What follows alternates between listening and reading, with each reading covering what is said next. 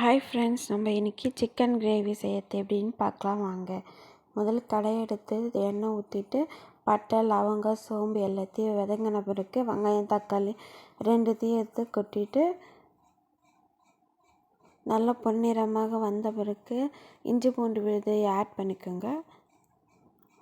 இஞ்சி பூண்டு சேர்த்த உடனே பச்சை வாடை போன பிறகு கறியை எடுத்து அதுக்குள்ளே போட்டு நல்லா கிளறி விட்டுக்கோங்க.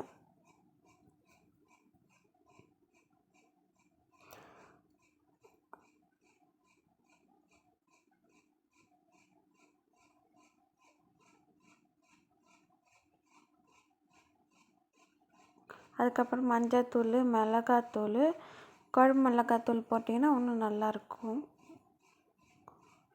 கரம் மசாலா கொஞ்சம், உப்பு கொஞ்சம் ஆட் பண்ணிக்கோங்க தேவையான அளவு. கொஞ்சமாக தண்ணி ஊற்றி கொதிக்க விடணும்.